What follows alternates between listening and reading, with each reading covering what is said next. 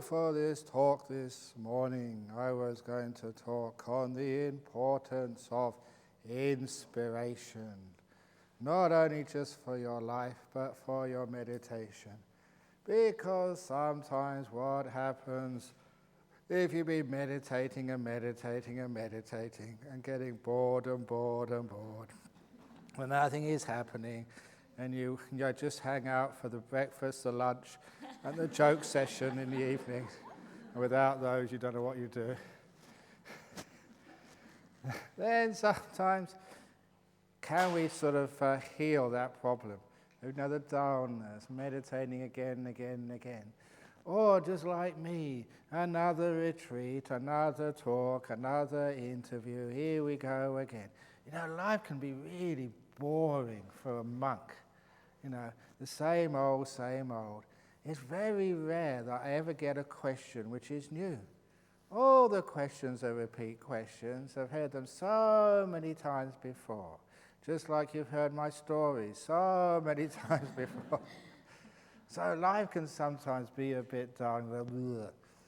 So in order to stop that, both on this retreat and when you get back home and in life generally, it's really important to develop inspiration. Inspiration is nothing more than the deliberate looking at the beautiful bricks in the wall and not seeing the two bad ones. It's actually feeling there is something really worthwhile and good and lovely and happy and joyful and beautiful in this world and focusing on it. Deliberately developing inspiration. And I certainly have learned in my years as a monk to do that, because sometimes as a Buddhist monk you get into so many weird situations. Like I've already told you about, being photographed in the toilet, trying to find a nice cave to meditate in, and people coming up and asking you where you come from, how many brothers and sisters have you got. There's also, I like telling that story. I'd been teaching a retreat in Malacca, and driven back from Malacca to the airport to get a flight back to Perth. And I've been talking all the time, and even in the car, people think, oh, we'll drive you to the airport. All that means is they've got you caught and they can ask whatever questions they like. You can't escape. And then eventually you get to the airport, you check in, get on the aircraft. At last, free. I can just sit down, meditate, have a sleep, whatever I need to do, I'm totally free. And then I was sitting there, window seat. So if you're in an aisle seat, there's too many people, there's two people on either side, who knows, they may start talking. So window seat is the best, so at least there's a window I can't talk to or can't ask questions of me. And then there was a guy sitting next to me, everything was going perfect. And then coming down the aisle, boarding after me, this woman stopped at me and looked at me and said, are you Ajahn Brahm? I said, yeah. I said, I've always wanted to have a talk with you about some problems. I said, well, look, the person's sitting next to me, so we can't do that. You know what she did? She asked the guy, would you mind exchanging seats? And I was using every ounce of my psychic power to say no, say no, say no.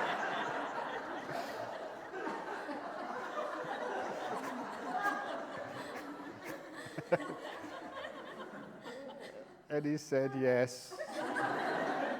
Oh, that was so disappointing. She was on the aisle seat, I was on the window seat, I just couldn't get out, asking all these questions about a relationship all the way to Perth. Oh, well, that was not a very nice flight. But, so what did you do in the end? Okay, you can moan and groan and get depressed or get upset or do something, but that is not the Buddhist way. The Buddhist way, just get inspired. There's a person there just really wants to ask some questions, wants to do something good in their life, wants to change and make something positive out of a difficult situation. And I can help her. Wonderful.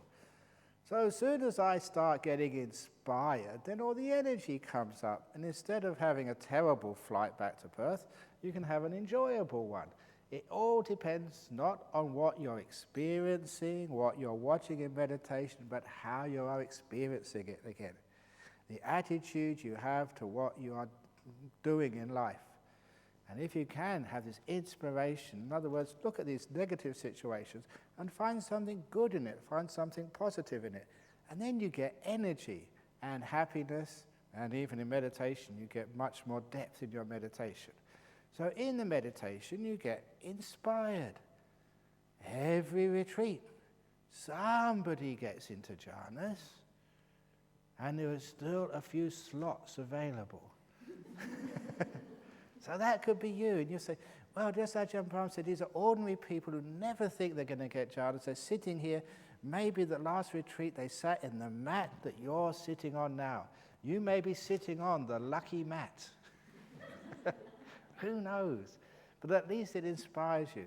I was telling the monks a few days ago that when I went to Sri Lanka the first time, I wasn't well known and famous, so you could actually travel around and look at things in those days. It's easy, you could only give talks and interviews and talk to people on the plane coming back. But I went over to Mahintale. That's where Arhat Mahinda landed in Sri Lanka. And then in the evening, I spent the evening in this monastery in the area, this ancient monastery. And they put me up in a cave. And the inscription was over the top of the cave. That cave was built in about the 5th century AD. It was about 1,500 years old.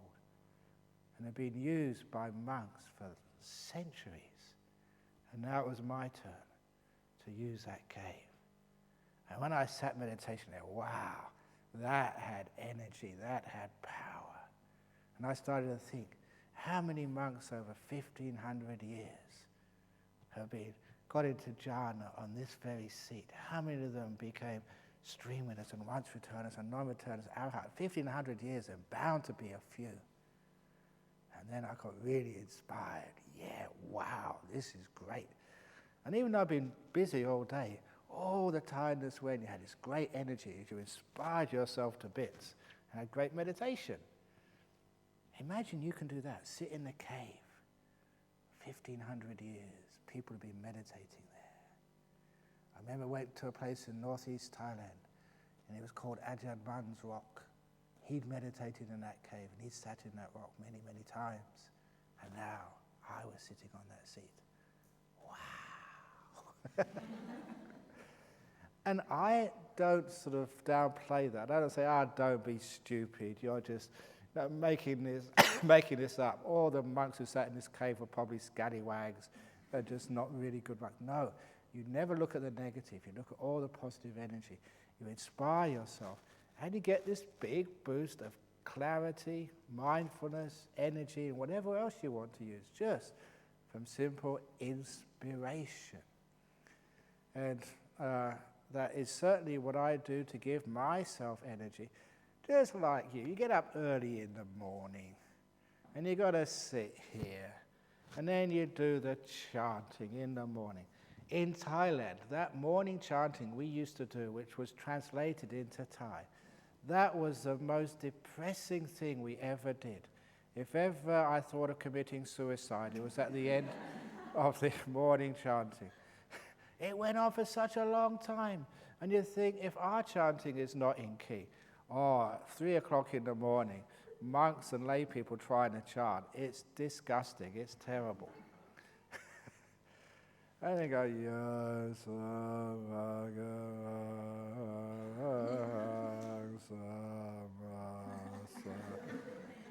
That's what it sounded like, I'm not exaggerating. Just the memory just starts to make me feel a bit sick. I'm suffering post-traumatic stress just even remembering it. But learning from that, look, you do some chanting, so you put some energy and inspiration in it. Yo-so, the sadhu, sadhu, sadhu, sadhu, the kangaroo hop, whatever you're doing in the meditation, you've got inspiration and energy, and straight away you start off not with dullness, but with power, good power.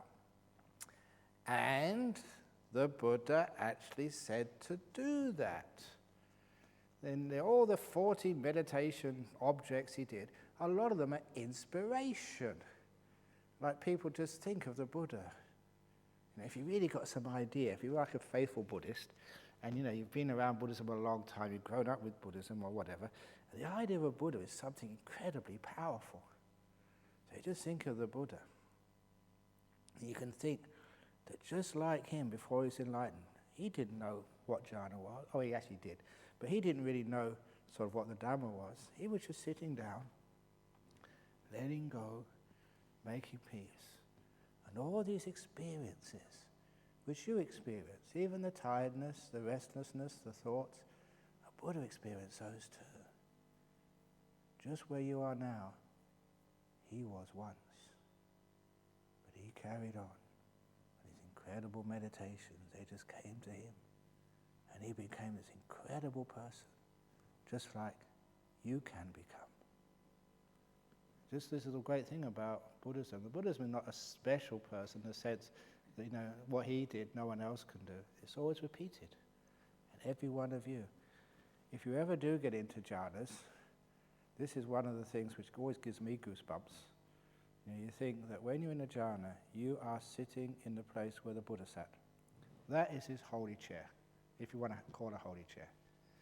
In one of the sutras, the great simile, the elephant's footprint, which actually, by the way, was the first teaching Mahinda gave when he landed in Sri Lanka.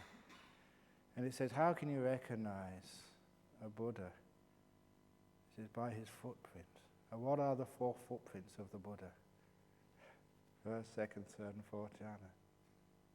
Because when your mind experiences a jhana, that is precisely the same experience, no difference in any iota from the experience the Buddha had under the Bodhi tree. You're getting an understanding of the mind of a Buddha when you get into a jhana. It's no different. When I remember that, now that is really inspiring stuff. And you're getting close to that, what it's like to be a Buddha, re-experiencing, no different. The body's gone, time's disappeared, but the experience is the same. That really gets you fired up. So when I remember that, wow, okay, I'm going to be a Buddha now. That gives you the energy, the inspiration, and that gives you the mind, the drive. It's not done through willpower. Willpower is something outside driving you, pushing you. Inspiration is coming from inside, and it just makes everything bright and inspiring and gives you lots of energy. And if not, the Buddha doesn't inspire you, the Dhamma, they say, or the Sangha. All these great monks and nuns you've known over the years, if you didn't even know them, you read about them, incredible things which have been done. Or the Buddha, the Dhamma, the teachings, which have just really just helped so much, creating peace and harmony in your life and others. So you don't just say, yeah, the Dhamma. You stop and you really allow the mind to play in that area, to play, to investigate, to hang around until you really start getting energy coming up. And you can feel that inspirational energy. It's something you develop. I know that people in the West get very cynical. We develop great cynical energy in us. Yeah, those monks, they're not real monks. Yeah, I bet that when everyone goes home, they have a party and go and get drunk. And that's actually what the builders here, we caught the builders, building Jhana Grove years ago. And they'd seen us coming around, they were discussing these monks. Yeah, they said, in the Saturday evening, they invite the nuns over for a party. That's what the builders were saying. So they said, no, we don't do that. And just after a while, we invited them over to see actually how we do behave. But people were so cynical, always doubting, saying, no, this can't be true. It can't be pure monks. It can't be jhanas. You can't experience them these days, people say. People are so cynical, always doubting and say, no, it can't be done. But yeah, it can be done. You see it. Even building this place or building Bodhinyana Monastery. I remember years after we built this, even the monastery over the road, people came up and said, look, I know when you started, you wanted to build this monastery. I never thought you'd manage it. It's just too big a job. Inspiration makes it happen. Even as I say, building this place here, it was inspiration made it happen. Because a lot of... I kept on asking the builder, look, we're having an opening ceremony on Easter. It was actually Easter 4 years ago, wasn't it? So it's 4 years ago. We're having the opening ceremony now, and it's about, it's in December. Are you going to be ready in time? No problem at all. We will be ready in time. Never trust a builder. And 2 weeks before, they came, no, we can't finish it in time. But we got all the people coming from overseas. We're starting a retreat. What do you mean? Now you say you can't. Well, you just can't finish it, that we can't do this.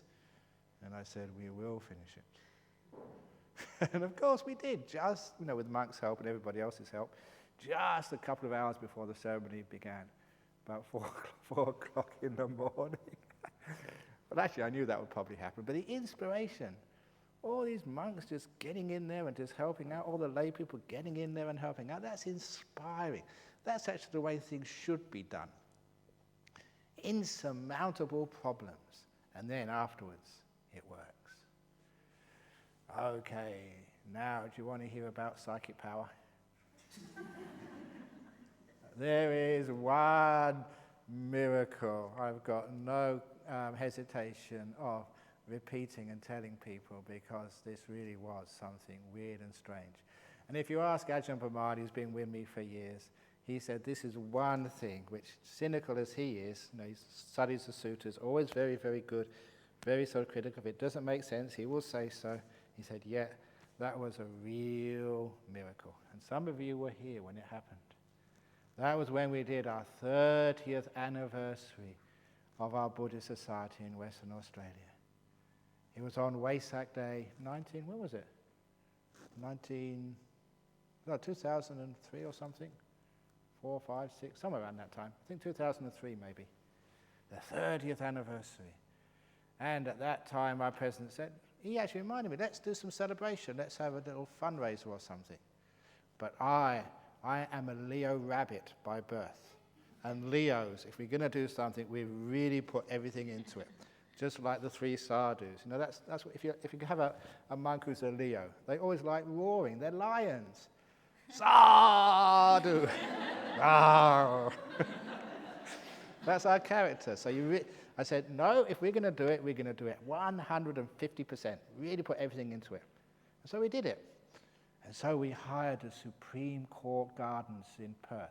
Central field in Perth. Really visible. Everybody could see it. And everything was perfect. That year, the Wesak, the real full moon day, was on a Sunday.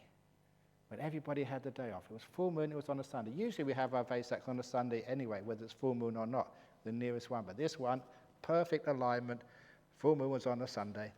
And I thought, other people had booked that place for sure, but it was free that day. It was almost like a miracle, it was free. So everything was perfect.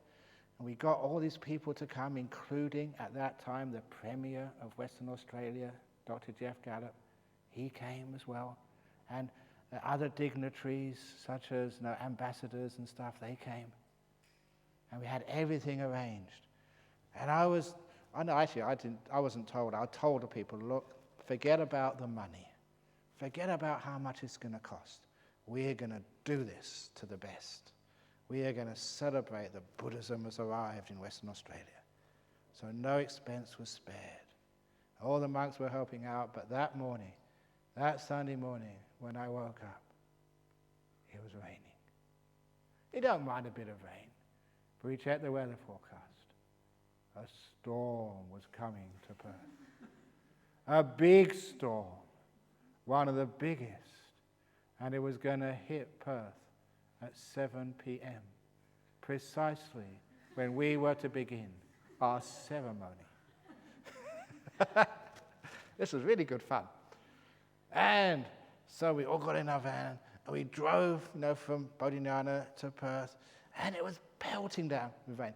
It never stopped all morning.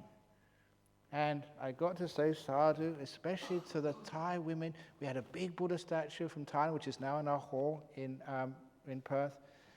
They moved it outside, they put the platform up on all these showers, and they were soaking wet. Thai people always dress up.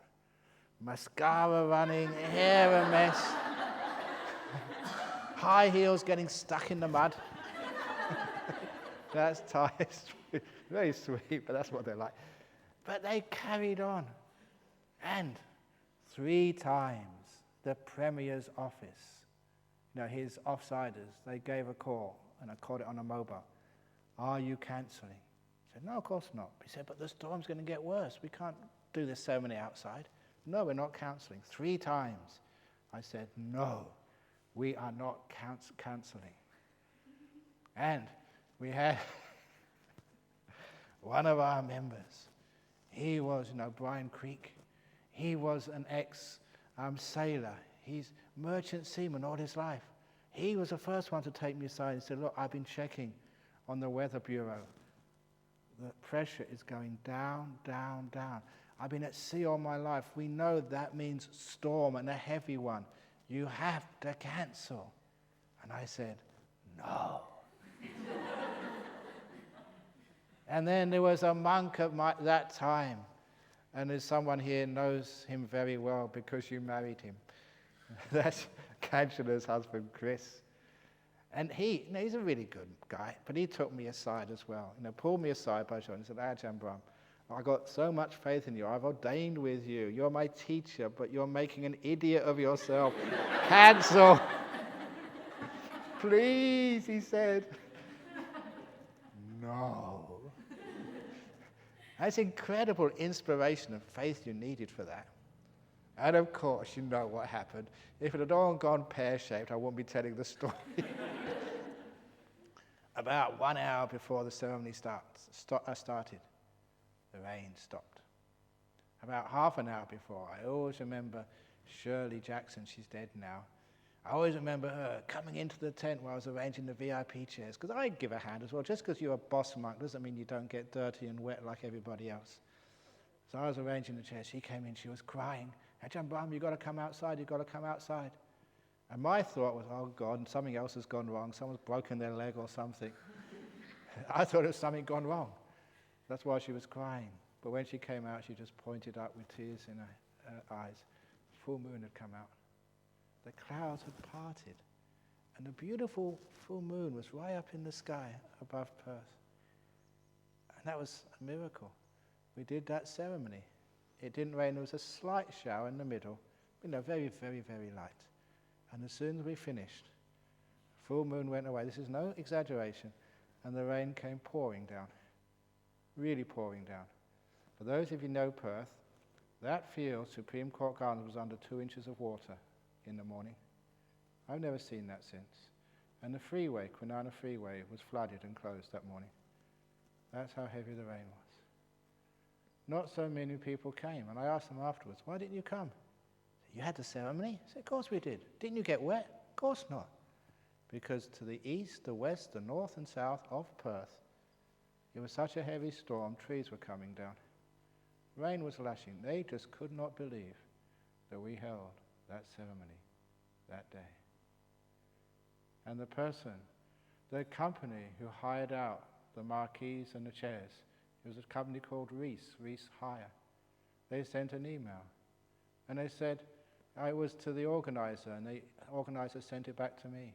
And he said, we don't know who this Ajahn Brahm is, but can you please ask him who's going to win the horse racing today?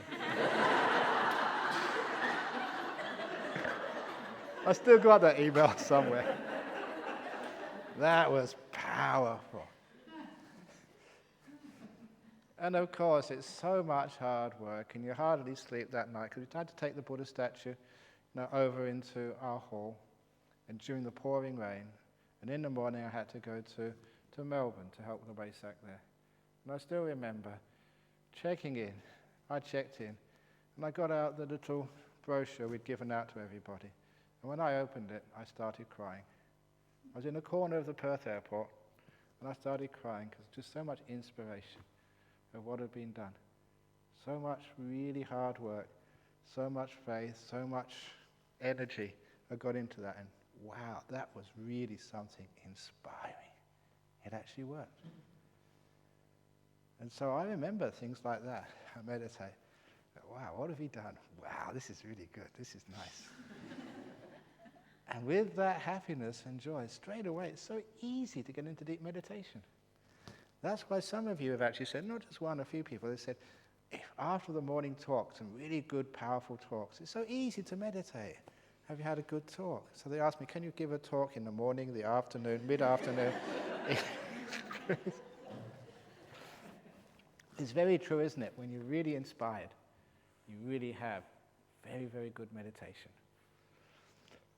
So you can't always expect inspiration from outside, but you can develop that inspiration by remembering all these inspiring events of your life, all these incredible things which have happened to you, these wonderful things about Buddha, Dhamma and Sangha, the wonderful things even about generosity. I always love telling the story. I love telling the story because it makes me inspired.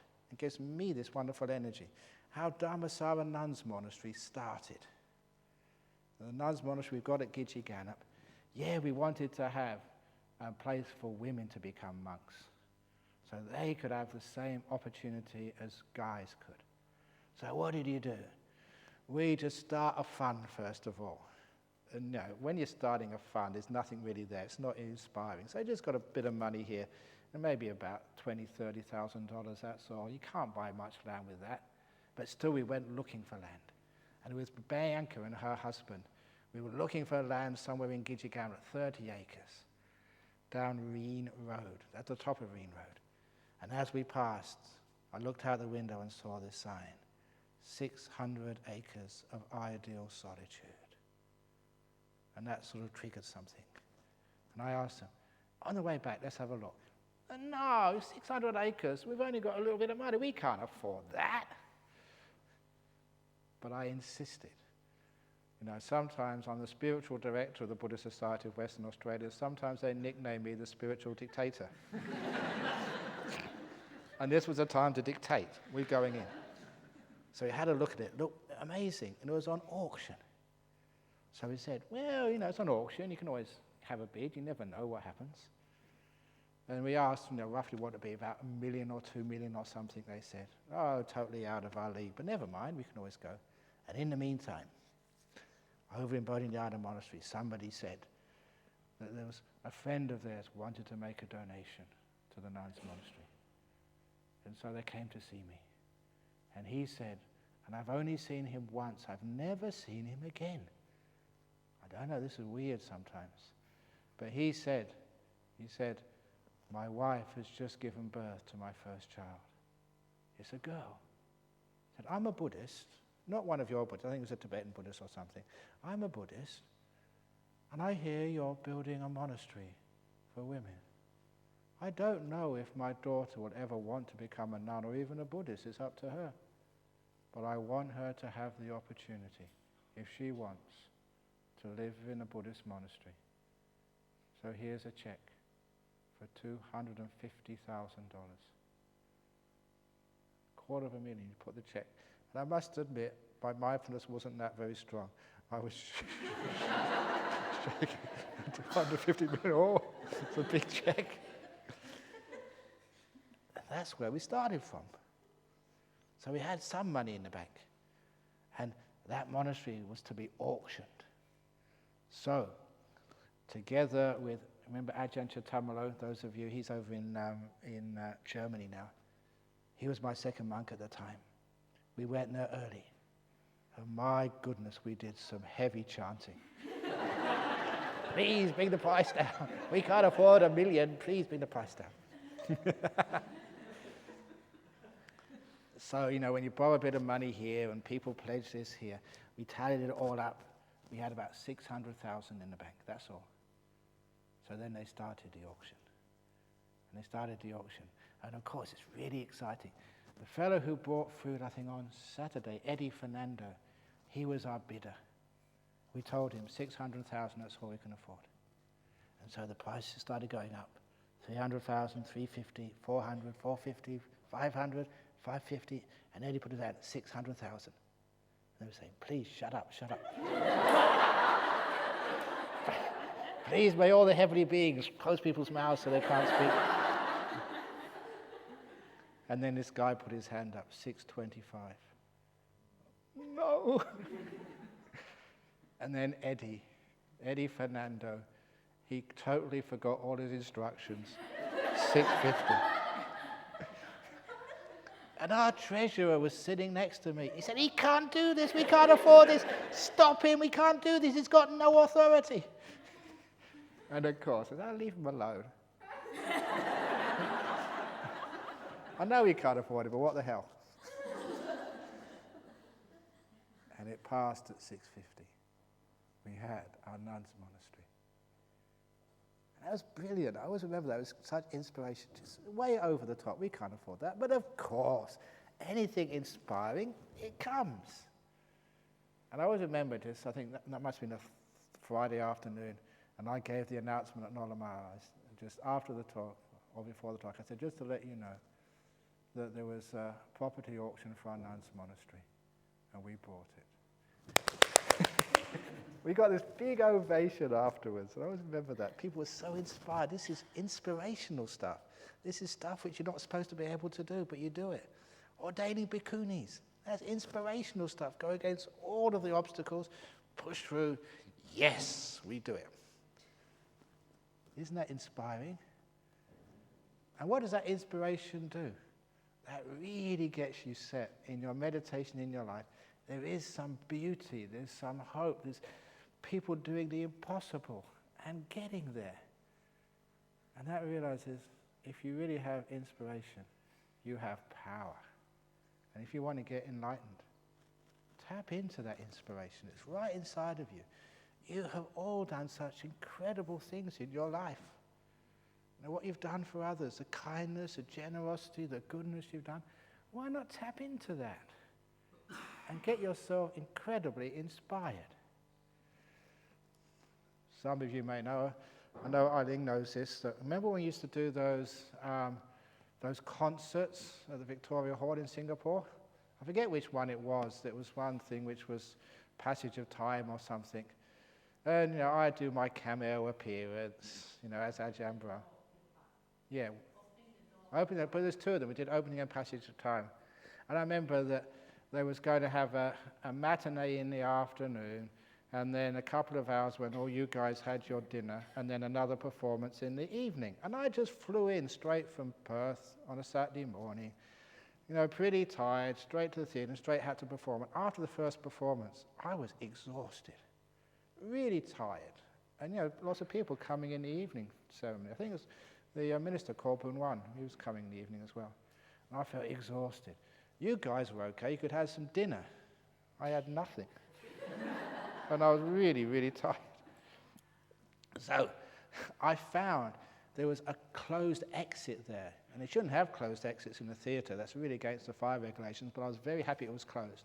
Because I went down there, it was like a little cave, dark, and I just meditated instead of having lunch, dinner or anything, not even a cup of tea. You meditated there. And you start, this is what I do, I think of all the good things you've done, all the people you've inspired, all the amazing problems you've solved, all the great things which have happened, all of the beauty which you've created, all the amazing things which are happening. And I actually contemplated like that. You know, I used thought, but it was directed thought, until you were so inspired. Oh, just the meditation was powerful and great, and you came out afterwards, and people thought I was on cocaine or something. Really? Oh, yeah, that sounds good. And I've used that so many times. The inspiration gives you a big boost of energy at any time, whenever you're exhausted. And especially when you're doing lots and lots and lots of meditation. So don't just sit there and say, okay, here we go again. I know I'm going to have to be dull and boring. You know, because I'm a nun, I'm supposed to meditate. I've got no choice. This sucks. No. You don't just do it because...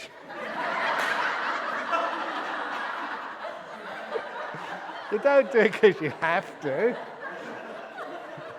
You do it there, you say, yes, I'm going to get into this. I'm really going to have fun. And you really get into it, and you get inspired. When you get inspired, the meditation is just so easy. Now, one of the experiences, this is a bit of insight as well on this experience. It's one of my favorite, my most memorable times with my teacher, Ajahn Chah. When he was getting very old, he got very sick. You know, he didn't suddenly have a stroke. It was coming over many months. And when we heard that he was getting sick, now the Western monks, we actually studied the Vinaya, and we found out that in the time of the Buddha, most monasteries had saunas, little jantagaras, hot rooms, where the monks would have saunas. Those saunas were not invented in Sweden. They had them in India, 2,500 years ago in the monasteries. So we thought, why don't we build a sauna? And it was, slightly selfish, but it was slightly compassionate as well. Like mixed, like most things are. There's something in it for us, but it's also for our teacher. So we built this sauna, and we invited our teacher, Ajahn Brahm, to come over once a week for a sauna for his good health. But it also meant he came to see us once a week. And he'd always give us a Dharma talk, and then he'd have his sauna, and then go back. So it was a win-win for both of us. He had his sauna, we had the Dharma talk. So, one day, he gave this incredible good Dharma talk. Even Ajahn Brahm doesn't always hit the spot. Sometimes, repeats things, sometimes he's got no energy, sometimes maybe other people get inspired, but not you. But this time, it's a really good one. And when you get inspired by a great Dharma talk, afterwards you just want to meditate. You just can't stop yourself. I was so sort of uplifted. Normally, being a disciple, you go and help your teacher, with any jobs he can do, like, handing him his towel or just washing his bathing cloth or whatever. But there are other monks to do that, and I was so inspired. So instead of helping my teacher, I went a quiet place behind the hall, sat down and meditated. It must have been for 2 hours, really deep, beautiful meditation, because I was inspired. Inspiration does that to you. And after I came out of meditation, I hadn't got a clue what time it was. Now, the first thought, was gratitude to your teacher. So maybe, just maybe, I could do something for him. So I walked towards the sauna. I realized I was too late because I saw him coming the opposite direction with 2 Thai lay people. We were going to pass each other. And as he came closer, he obviously knew. You could tell body language if a person's had a good meditation or not. He soon knew that I'd just come out of a very deep meditation. And then you could actually feel him going inside you and reading your mind. He could do those things. And you knew it. And for once, I didn't mind him reading my mind. I was actually quite proud of my mind. Instead of the usual rubbish going on. So he read my mind. If you're sensitive, you could feel it when someone's doing that to you. You don't mind. He's your teacher. You trusted him. And obviously he saw it was really deep meditation. So then he decided to try and enlighten me. He looked at me really fiercely, with kindness but incredible strength. So you just could not take your eyes away from this man. He just held you there. And he said, Brahma Wangsa. Why? It was like a shout, a bark, really fierce. Why? And the first answer came up, I don't know. I'm still young and stupid. Give me a chance. Now, that was the most stupid answer. This fellow was really trying hard, and I'd blown it. And what do people do? Great masters, when you are really stupid and really dumb, they don't get angry and scold you. He just burst out laughing. The stupidity of his disciples was so intense, it gave Ajahn Brahm so many, many happy moments.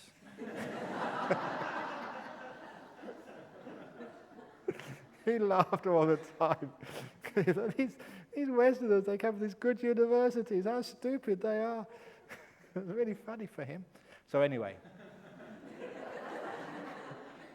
then he screwed his face up again and got serious. Brahma Wangsa.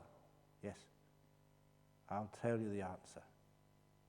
Now I was really, not just held by him, I was really interested. This is one of the greatest teachers of the last century. And he was going to give me a personal teaching, a deep one, the answer to one of the most incredible questions. Why? And he said, I'll tell the answer to the question, why? And the answer is, you ready? When you give a talk, you've got to make it exciting. Don't just give them the answer straight away. You've got to use suspense in Dhamma talks. There's not enough suspense in Dhamma talks these days. Everybody knows what you're going to say. They know the punchline to the joke. So you have suspense. So he looked at me and said, I'll tell you the answer. The answer to the question why is there's nothing. There is nothing. There's nothing. He said, do you understand? I said, yes. He said, no, you don't. That was such a downer. I felt like lower than a worm. And then he went away laughing again. But at least I had the answer to the question why. And experiences like that, even though you don't get enlightened straight away, you really that sticks in your head. The answer to the question why, there's nothing. That's really incredibly deep. So after a while, you keep in deep meditation, it keeps coming up, there's nothing, there's nothing, there's nothing. And that's the answer. Why? There's nothing. Do you understand? No, you don't.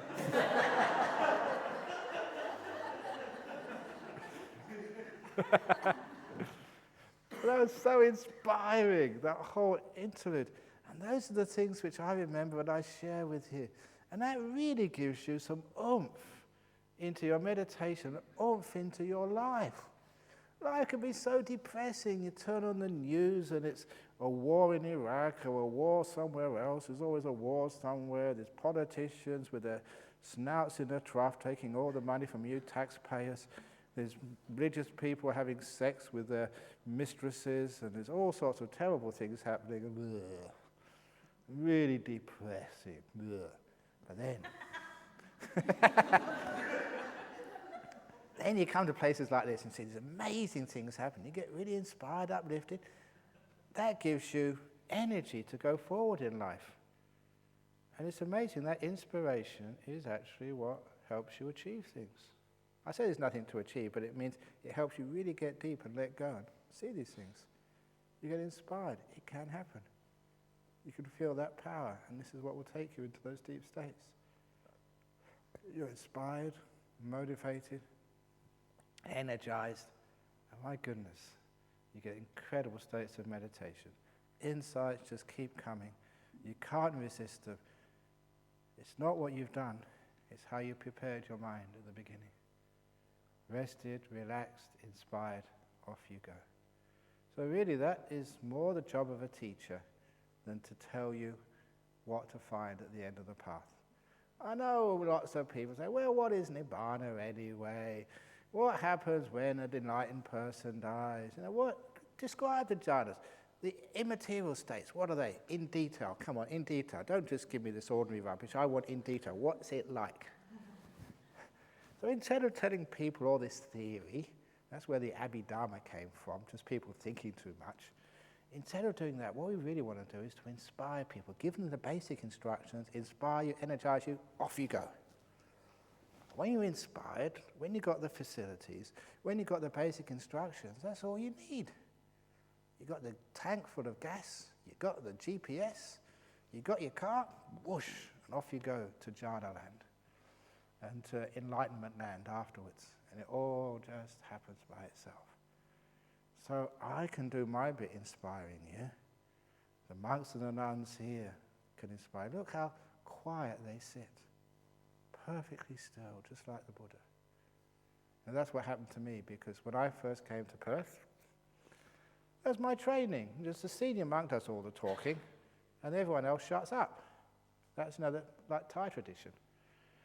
So when I came here, I was number 2 monk with Ajahn Chakra, and he would give all the talks, he would give all the announcements, questions would always be to him, and I'd just be sitting there making sure he had a cup of tea or a cup of coffee, whatever he needed. That was my job.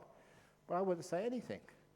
I'd meditate quietly, and then, after about 6 months, he went for a little holiday to visit Thailand. So I had to take over.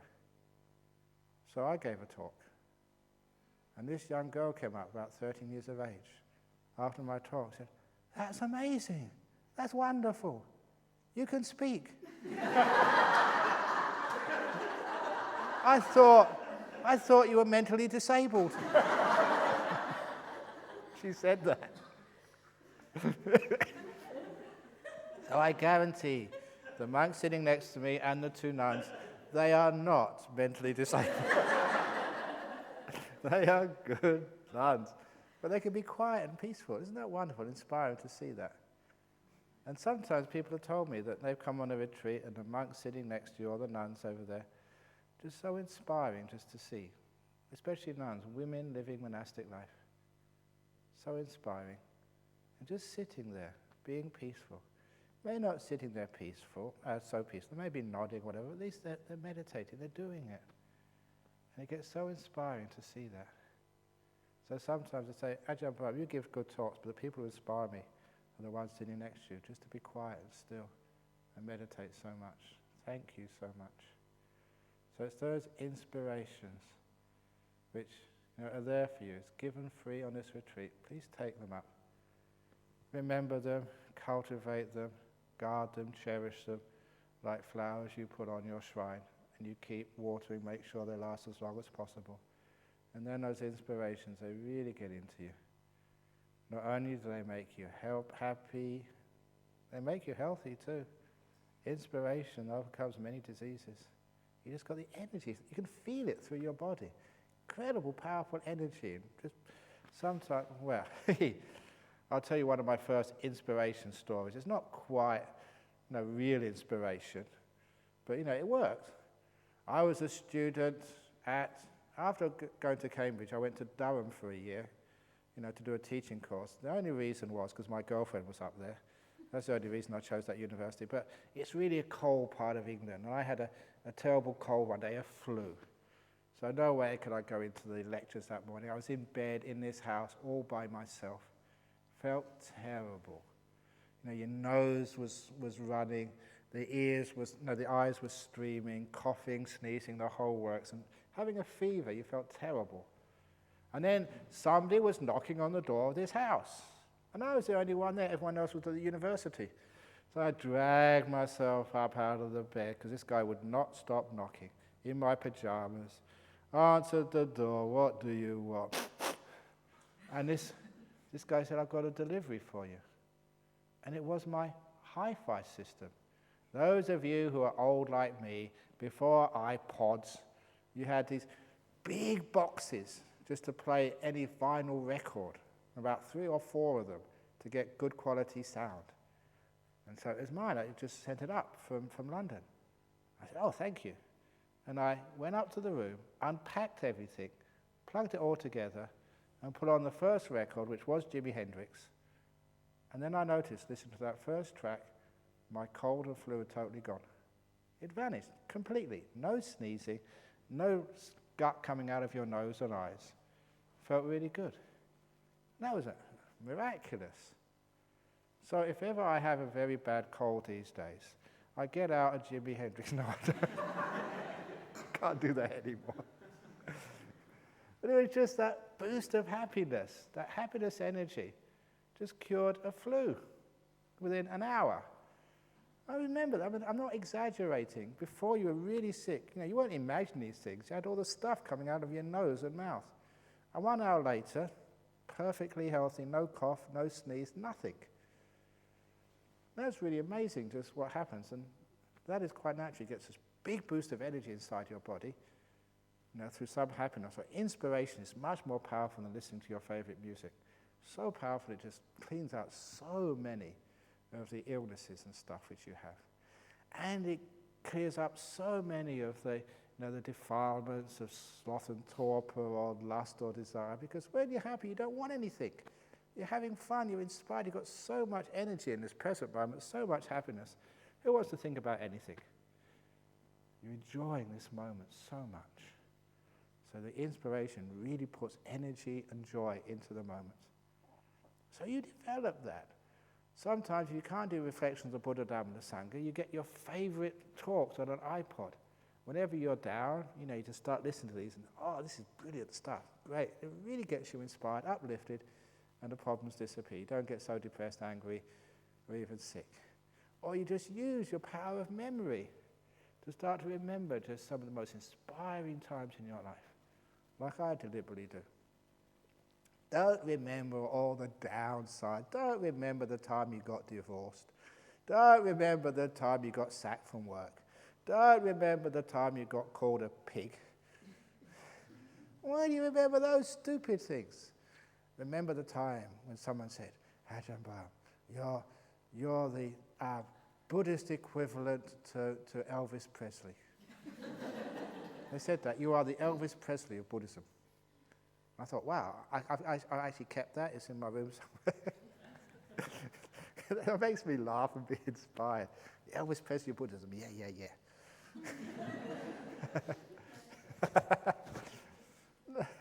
So I keep those memories. All the stupid things I've done and the bad things when people criticize me, I forget about those. So this is where you inspire yourself. And you remember those inspirations, you make use of them, especially this last days of meditation retreat. So you really got this incredible energy. It's so easy to meditate. No restlessness, no dullness, because you're empowered. And then off you go. Get incredible deep meditation. Say, wow, this is how we meditate. None of this watching the breath and noting this business. Get the foundations right. Inspiration, make peace, be kind, be gentle. Just awareness, kindfulness inspires you and it gives it huge power. And off you go. You have the greatest meditations in your life. All the insights, enlightened, and you can tell everybody about it and inspire the boots off them too. That's what happens. Actually, you don't wear boots. I was going to say to inspire something else off you, but that might be rude. But this is what you do. This is how it works. Inspiration. Okay, have I inspired you?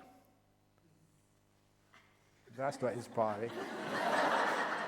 Sadhu, sadhu, sadhu.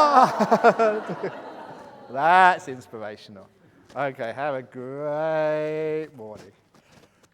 Inspire me, inspire somebody else.